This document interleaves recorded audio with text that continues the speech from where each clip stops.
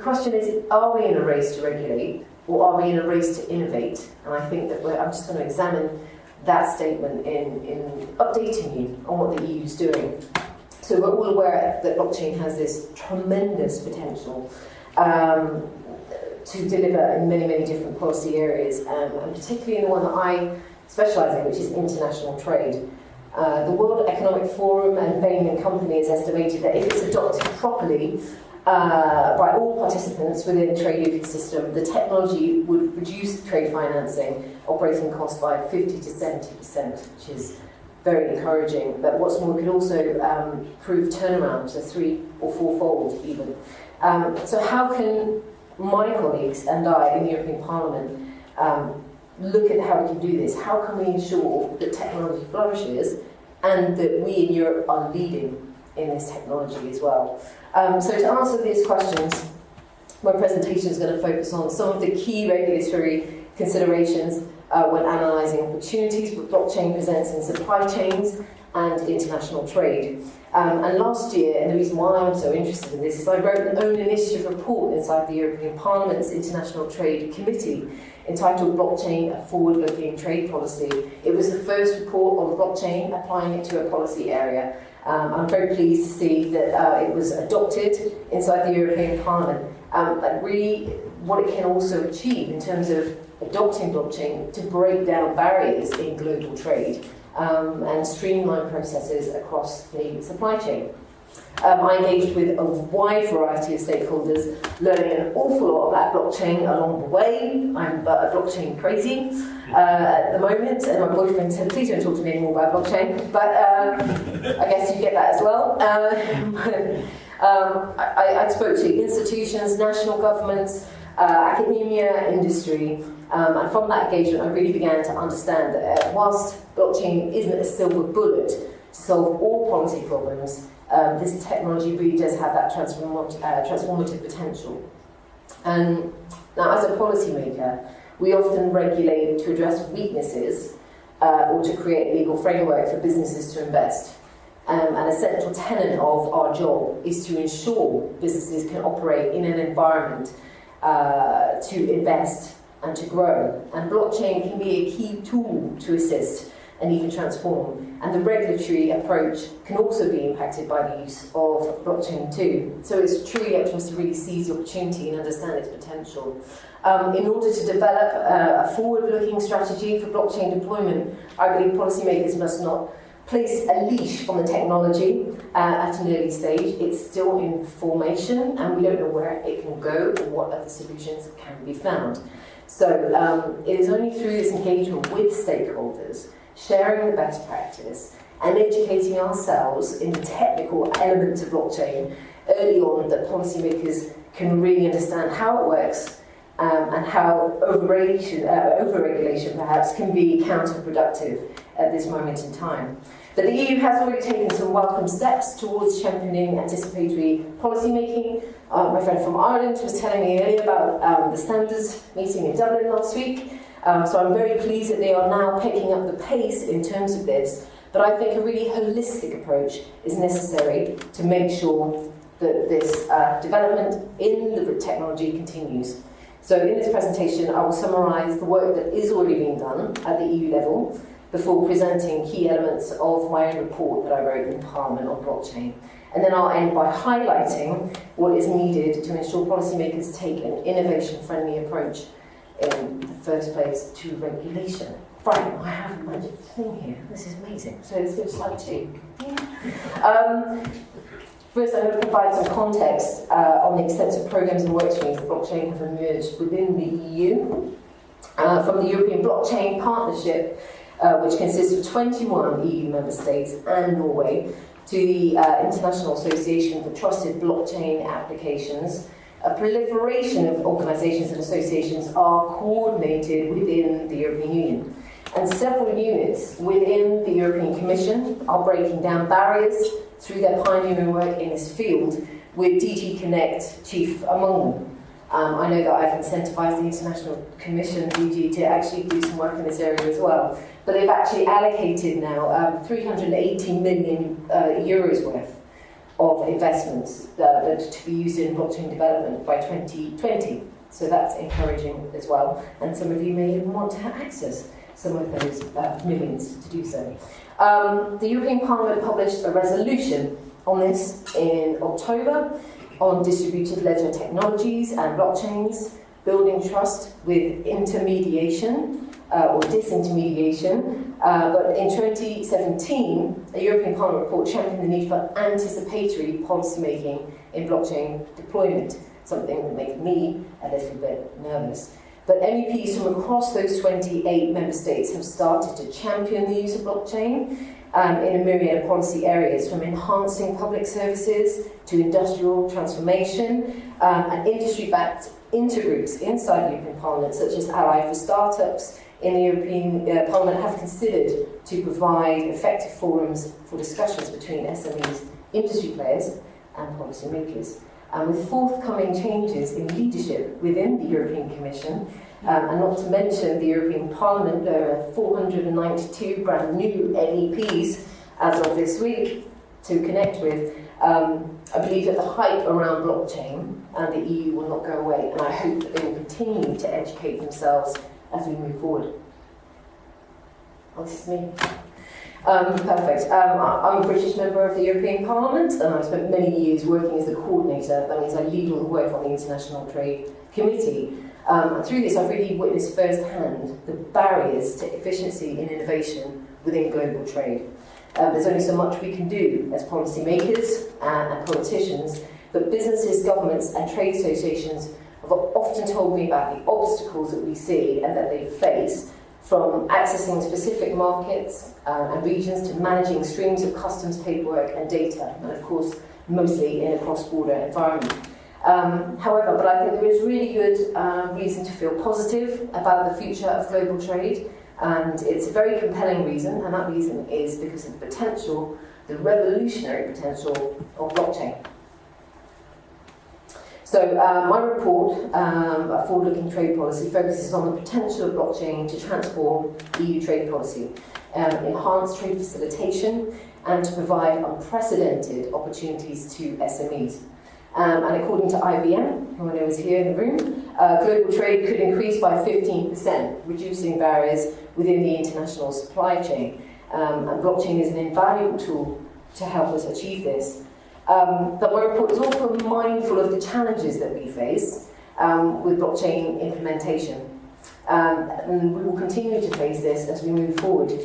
This includes the management of cross-border data flows and the relationship between blockchain technology and the GDPR that was mentioned earlier as well as challenges to interoperability between different networks and systems, but also the scalability and where we can get to with the deployment. So my report concluded with a series of recommendations to the European Commission for future regulation and policy making, and as I've detailed already today, the EU is taking progressive and some welcome steps towards developing pilot projects and building networks of stakeholders. But nonetheless, through this work, the Commission must continue to put innovation and the industry at the front and centre of any anticipatory policy making. So a key element that was detailed in my report is the potential of blockchain for trade facilitation. And the WTO's Trade Facilitation Agreement, which came into force in 2017, marked a welcome step forward, cutting the necessary red tape in the global trading system.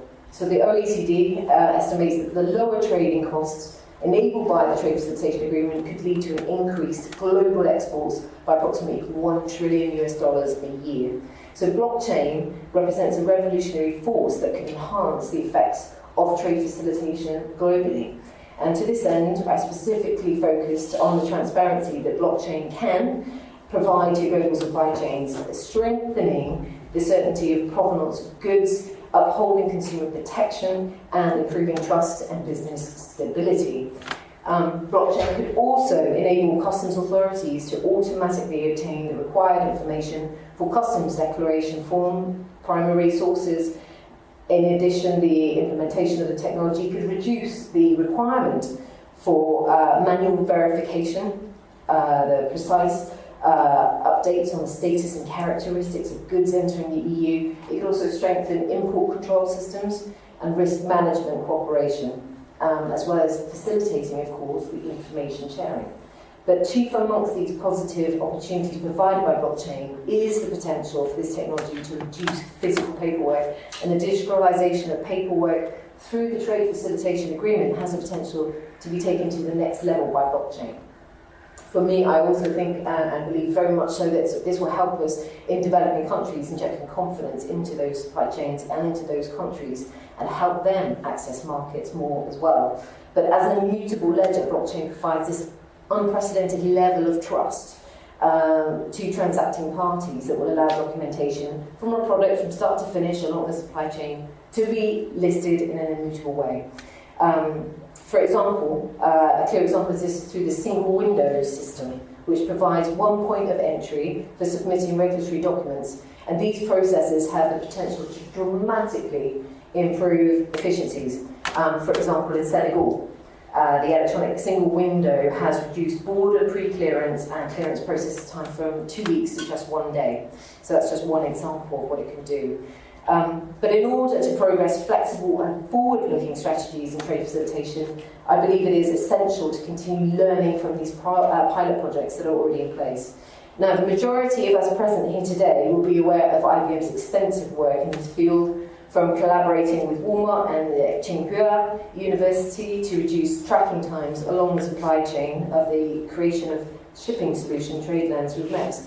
And within the public sector, the launch of a commissioned blockchain platform by the South Korean government to facilitate cross-border trade through enhanced collaboration between customs authorities and regulatory agencies does also demonstrate the potential of this technology. So my report also recognises that SMEs, you're stuck. Yeah. SMEs and startups have the potential to be significant beneficiaries of the widespread implementation of blockchain. And the technology could make it much easier for startups and SMEs alike to interact with customs authorities and other businesses along the supply chain. And blockchain could facilitate peer-to-peer communications and streamline collaboration tools that have the potential to increase the ease of doing business. And this reduction in communication costs could thereby enable them to grow and internationalise their exports. Another important area in which my report focused on was the blockchain's transformative potential in international trade through securing cross-border data flows. Data is going to become the biggest resource that we have, and we need to focus on how we can keep that flow of data moving across.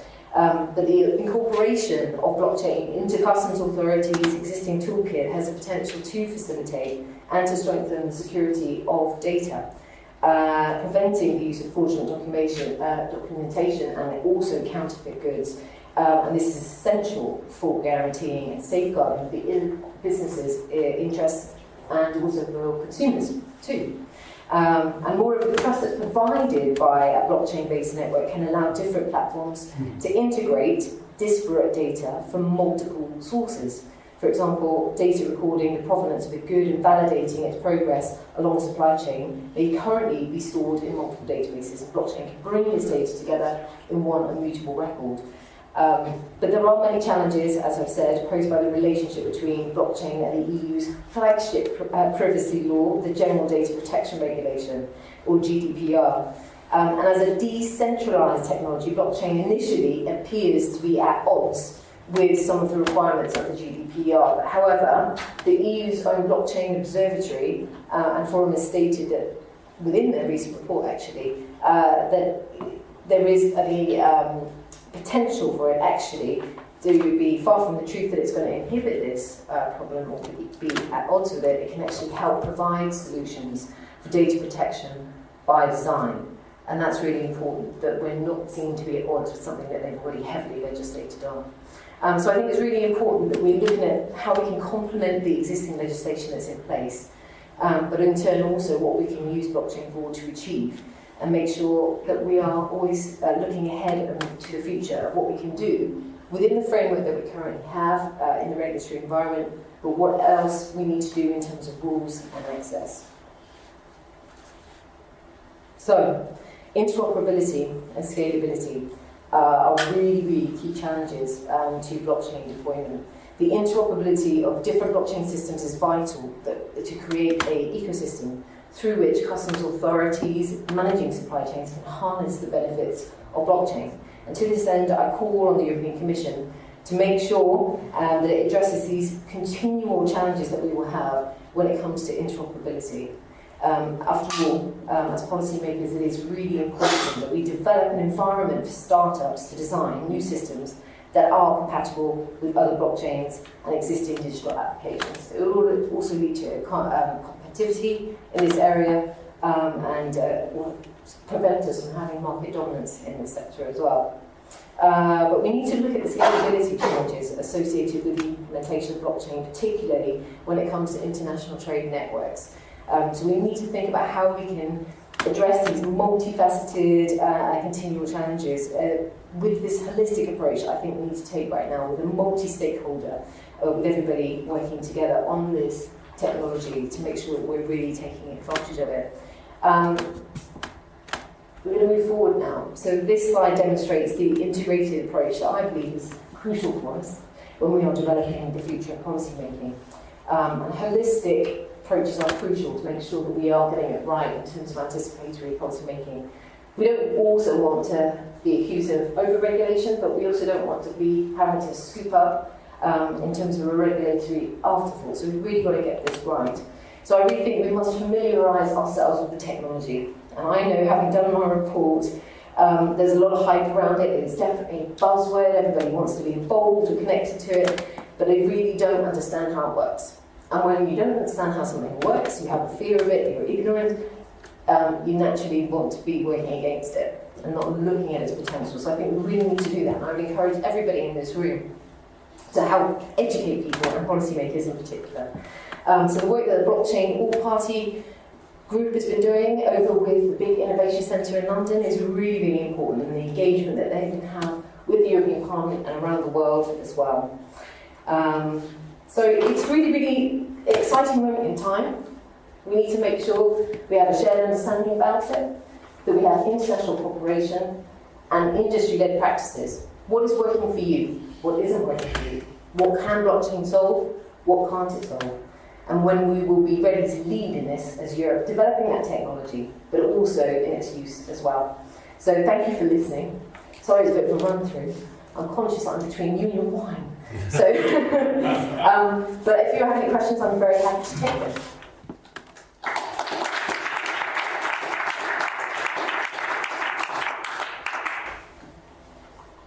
The end. The fan. It's there. Yes, please. How do we get past the $380 million? You'll be very, very fast if you're from the UK. It's really difficult, but absolutely, if you contact me, if you make contact with me, I will be able to pass you on the details from there. I think they need to make more available, actually, to invest in this to catch up with the rest of the world. The reason why I focus a lot on international trade is because that's where we can really see the benefits of this quickly, but we're operating in a globalized world today, and we need to be looking at what other regions are doing, and the development of blockchain and the deployment of it in Asia, for example, they are streaking ahead, and they're also looking at that regulatory environment as well. So if we're in a race to innovate, which we are, maybe we need to also think about what we're doing in terms of regulation, but we need to be catching up. That's why I keep saying we have to find a way to lead on this, and I think that educating people, policymakers, governments, making them aware that blockchain is part of their solution. It's going to deliver for society, not only for businesses, but in terms of what we can do and the things that we want to achieve, not only from an economic position, but from a social one. And I think that we need to be aware of what everybody else is doing. And I've spoken about this issue in Dubai, once on blockchain and second on everything AI, artificial intelligence. It is, the world is focusing on it, and who can really be the leaders in this. And I think that we have an opportunity to do that, particularly in the UK, we've been leading on fintech, for example, but the rest of the world is investing millions to make sure that they're up to speed and actually becoming digital transformation centres. And we need to make sure that in Europe we have that technology and we can access it. And then, of course, if you're developing it, then interoperability will be less of an issue. But I think ultimately we do need to look at an international framework for this, ultimately, because we're all going to want to be able to lock in or connect to a different network or different consortiums, the technology, and we need to make sure that we're able to do that.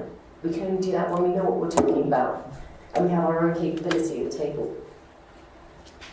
Yes? As an outgoing MEP that has had a lot of work in promoting the use of the take of blockchain, are you confident that in European Parliament there are other people there to take that leadership forward? I'm really excited about the fact that in the last Parliament, for example, all the people leading on this were women.